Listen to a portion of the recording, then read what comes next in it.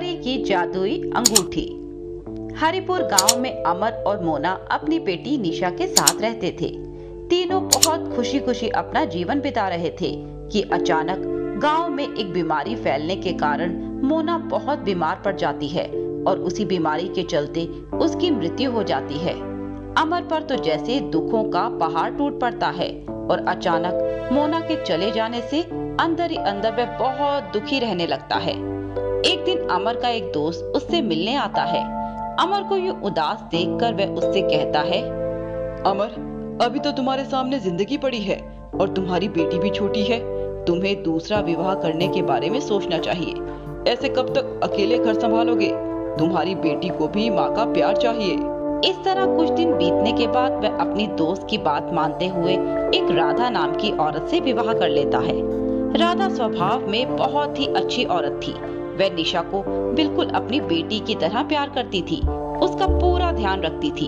यह देखकर अमर की चिंता भी खत्म हो जाती है। राधा, तुम निशा का पूरा ध्यान रखती हो, इसके लिए मैं तुम्हारा शुक्रिया कहना चाहता हूँ। तुम हमेशा इसी तरह निशा को अपनी बेटी की तरह प्यार करना। अरे शुक्रिया की क्या बात, निशा मेरी भी तो बेटी है। मैं आपसे वादा करती हूँ कि मैं उसका पूरा ध्यान रखूंगी। कुछ समय बीत जाने के बाद राधा के यहाँ एक बिटिया का जन्म होता है और देखते ही देखते वह बड़ी होने लगती है। राधा अपनी दोनों बेटियों में कोई फर्क नहीं करती थी। वह निशा से भी उतना ही प्यार करती थी जितना अपनी बेटी सोना से। सोना अपनी माँ की तरह ही बहुत सुंदर थी। उसका रंग बहुत गोरा था, पर निशा का रंग थोड़ा सांवला था, जिस कारण दोनों की सहेलियां उसका मजाक बनाती थी। जब भी कोई उसके रंग के बारे में बात करता था तो राधा निशा से कहती थी, अरे निशा, तुम इन सब की बातों पर ध्यान मत दिया करो, तुम तो मेरी सुंदर और प्यारी बेटी हो। माँ की ऐसी बातें सुनकर निशा खुश हो जाती थी। वह अपनी सहेलियों के ताने भी भूल जाती थी। चारों मिलकर खुशी खुशी जीवन बिता रहे थे, पर अचानक अमर काफी बीमार हो जाता है और वह काम पर भी नहीं जा पाता था, घर पर ही आराम करता रहता था। अमर की बीमारी की हालत को देखते हुए राधा घर चलाने के लिए कुछ कपड़े सिलना शुरू कर देती है। वे आसपास पड़ोस के कपड़े सिलकर अपना घर का खर्च चलाती थी। सोना और निशा दोनों स्कूल जाती और घर आने के बाद अपने माँ के काम में हाथ बटाती थी। एक दिन राधा की चचेरी बहन कमला उससे मिलने आती है और कहती है, अरे राधा, कैसी है तू? तुझे तो हमारी याद ही नहीं आती। मैंने सोचा मैं ही चलकर तुम सबकी खबर ले लूं, कैसी कट रही है जिंदगी। अरे दीदी, याद तो बहुत आती है, पर क्या करूं, मुझ पर घर की पूरी जिम्मेदारी आ गई है। इनके बीमार होने के बाद मुझे ही घर चलाने के लिए काम करना पड़ता है। बच्चियों का भी ध्यान रखना होता है, समय ही नहीं मिल पाता। अरे तेरी बेटियां कहाँ हैं? मिलवा दो मुझे उनसे। अरे सोना, निशा, यहाँ आओ, देखो कमला मौसी आई हैं। जैसे ही सोना और निशा कमला मौसी से मिलने आती हैं, कमला सोना को गले लगाते हुए प्यार करती है और उसे बहुत सारे तोहफे देती है। निशा की तरफ वे देखती भी नहीं। ये बात निशा को बहुत बुरी लगती है और वह अपने कमरे में जाकर रोने लगती है। तभी राधा निशा के पास आती है और वह उससे कहती है, क्या हुआ निशा, तुम यूं अचानक कमरे में क्यों आ गई? माँ, आपने देखा ना, कमला मौसी ने सिर्फ सोना को प्यार किया, उन्होंने मुझसे बात भी नहीं की। अरे निशा, उदास मत हो, कोई बात नहीं, उनका ध्यान नहीं गया होगा। चलो आओ नीचे, खाना खा लो। कमला हर समय राधा के कान भरती रहती। अरे राधा, सोना तुम्हारी बेटी है, निशा नहीं। तुम केवल सोना पर ध्यान दिया करो। देखो सोना कितनी सुंदर है, बिल्कुल तुम्हारे जैसी, और निशा कितनी काली, कितनी बदसूरत। तुम्हारे पति भी बीमार रहते हैं तो तुम्हें अपनी सगी बेटी की फिक्र होनी चाहिए। उसके लिए कुछ पैसा जोड़ कर रखो, उसके भविष्य के बारे में सोचो, ना कि सौतेली बेटी निशा के बारे में।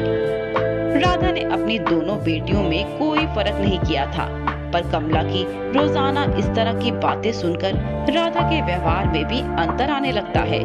वह निशा से सौतेला व्यवहार करने लगती है। सुनो निशा, मैं और सोना बाजार जा रहे हैं, हम लोग बाहर ही खाना खा लेंगे। तुम अपना और पिताजी का खाना बना लेना, ठीक है? ऐसा कहते हुए राधा सोना को लेकर बाजार चली जाती है। निशा बहुत उदास होती है और चुपचाप अपने कमरे में चली जाती है। इसी तरह राधा का व्यवहार दिन ब दिन निशा के लिए सौतेला होता जा रहा था। वह उससे पहले जैसा प्यार नहीं करती थी और ना ही उसे अपने साथ कहीं लेकर जाती थी। इन सब बातों से निशा बहुत उदास रहने लगती है। वह सोचती है कि ये बात वह पिताजी को बता दे, पर उनकी बीमारी के कारण वह उन्हें परेशान नहीं करना चाहती थी। इसी तरह दिन बीत रहे थे, पर राधा के व्यवहार में कोई सुधार नहीं आता। निशा दिन ब दिन और ज्यादा दुखी होती रहती है। एक दिन निशा सोचती है कि ऐसी जिंदगी का क्या फायदा जिसमें उसे कोई प्यार ही नहीं करता। इससे तो अच्छा कि वह मर जाए। यह सोचते सोचते एक दिन निशा मरने के इरादे से नदी में कूद जाती है, पर वह मरती नहीं। उसे जब होश आता है तो उसके सामने एक जल परी खड़ी होती है और वह उससे कहती है, अरे बच्ची, तुम तो कितनी प्यारी हो। ऐसा क्या हो गया जो तुम अपनी जिंदगी खत्म करने जैसा ऐसा कदम उठा रही हो।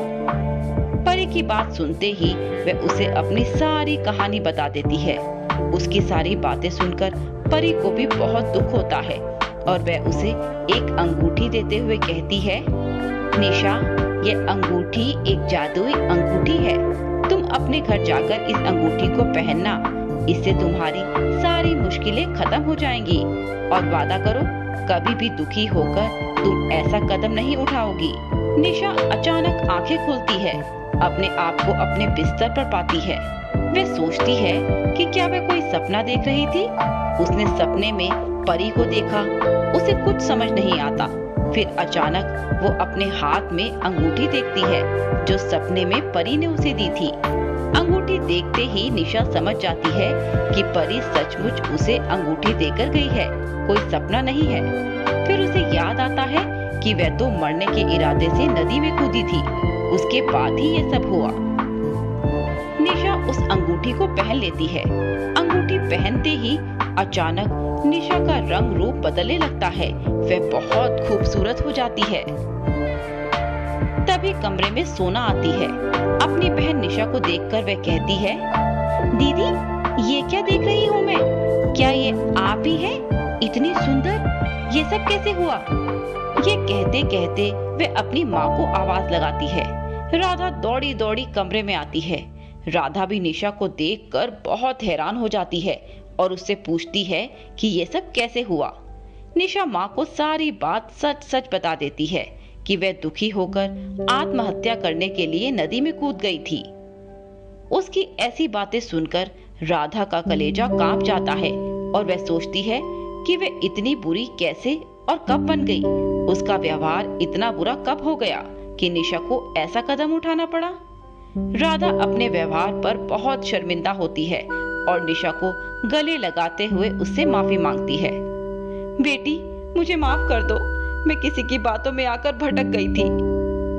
अरे, आप माफी क्यों मांग रही हैं? आप तो हमेशा से मेरी एक अच्छी और प्यारी माँ हैं।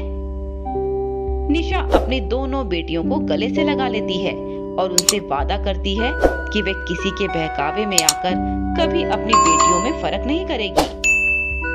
इसके बाद सारा परिवार खुशी खुशी एक साथ रहने लगता है।